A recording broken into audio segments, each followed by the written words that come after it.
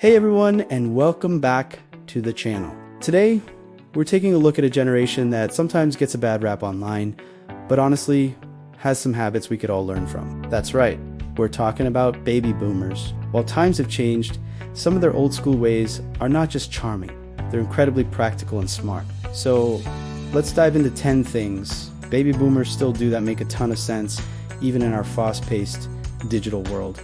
First up, writing things down. I know we have apps for everything. Note-taking apps, calendar apps, reminder aplicativos, but there's something powerful about the simple act of putting pen to paper. Think about it. When you physically write a to-do list or jot down a thought, you're engaging your brain on a different level. It forces you to slow down and process the information, which can actually help you remember it better. Plus, there is no risk of a dead battery or a distracting notification popping up while you read trying to organize your thoughts. A simple notebook and pen is a reliable, distraction-free zone.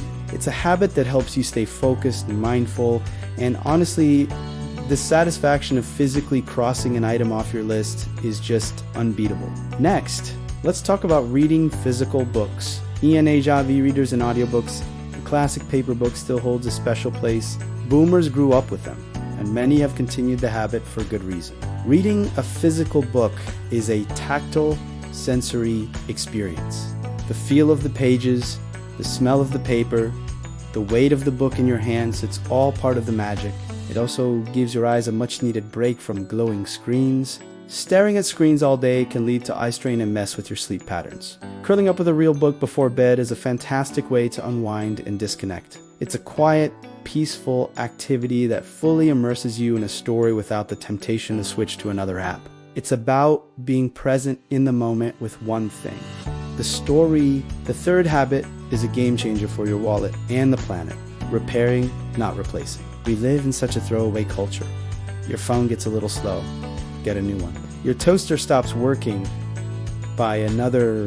The boomers often grew up with a make do and mend mentality. If something broke, the first instinct wasn't to trash it, but to figure out how to fix it. This approach saves a huge amount of money over time. It also teaches you valuable skills and gives you a sense of accomplishment. And let's not forget the environmental impact.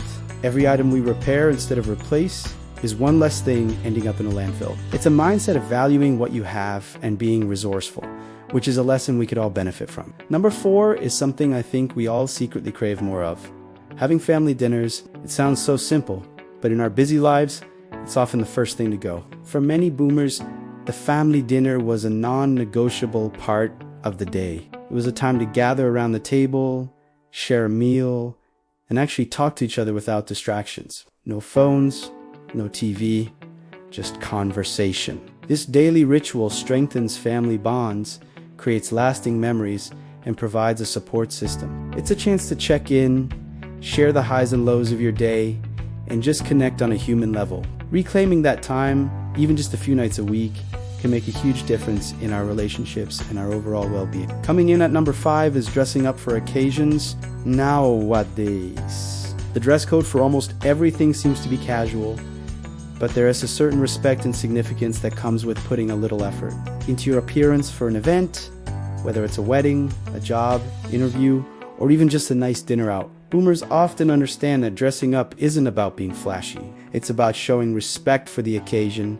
for the hosts, and for yourself. It sends a message that you consider the event important. It can also be a major confidence booster. When you look good, you feel jad. It is a way of marking a moment as special and setting it apart from the everyday routine. Number 6 is a classic money-saving tip, using coupons. Sure, we have digital coupon apps now, but the principle is the same, and it's one that boomers have mastered. It has the habit of taking a little extra time to look for a deal before making a purchase. It's not about being cheap. It's about being smart with your money.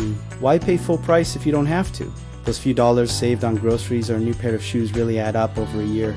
It requires a bit of planning and patience, but it's a simple, effective way to stretch your budget further. It's a discipline that teaches you to be a more conscious consumer, thinking twice before you buy, and always looking for the best value. Next up, a truly sentimental one, keeping photo albums. Our phones are filled with thousands of photos, but how often do we actually look at them? They're usually buried in a digital cloud somewhere. Boomers, on the other hand, curated their memories in physical photo albums. There's something wonderful about sitting down with an album and flipping through the pages. It's a shared experience. You can pass it around, tell stories about the pictures, and relive those moments together. A physical album is a tangible piece of your family history, something that can be passed down through generations. It's a deliberate way of preserving memories that feels much more personal and meaningful than swiping through a gallery on a screen. Number 8 is another habit that speaks to value and longevity, maintaining their belongings. Think about it. Cars, homes, furniture, these are big investments. Boomers were often taught to take care of their things to make them last. This means regular car maintenance, a fresh coat of paint on the house, or properly cleaning and caring for furniture. This proactive approach prevents small problems from turning into big, expensive ones. It's about stewardship, taking pride in what you own and putting in the work to keep it in good condition. In the long run, this not only saves a ton of money on replacements, but also fosters a sense of pride and ownership. It's the difference between just using something and truly valuing it. The 9th habit is something that's crucial for success in any field: valuing hard work.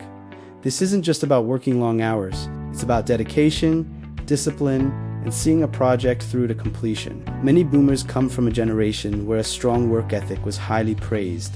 It's about taking pride in your work, being reliable, and doing the best job you can, no matter how big or small the task. It's a commitment to finish what you start and to not cut corners. This level of dedication is what builds a reputation for quality and reliability. It's a mindset that says, if a job is worth doing, it's worth doing well. And that's a principle that will always be valuable. Finally, number 10, and perhaps the most important lesson of all: balancing work and life. This might sound surprising, especially after talking about hard work, but many boomers mastered this out of necessity. They worked hard, but they also knew when to clock out. The 9-to-5 workday meant that when they left the office, they were done. There were no emails or Slack notifications pinging their phones at all hours. They understood the importance of unplugging, spending time with family, pursuing hobbies, and recharging their batteries.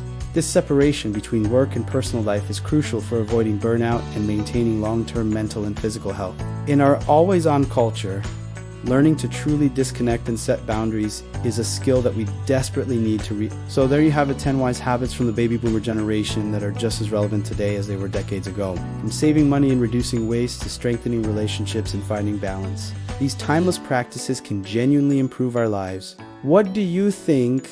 Are there any of these habits you already practice, or any you'd like to adopt? Let me know in the comments below. Thanks for watching, and if you enjoyed this video, don't forget to like, subscribe, and hit that notification bell so you don't miss our next one. See you soon.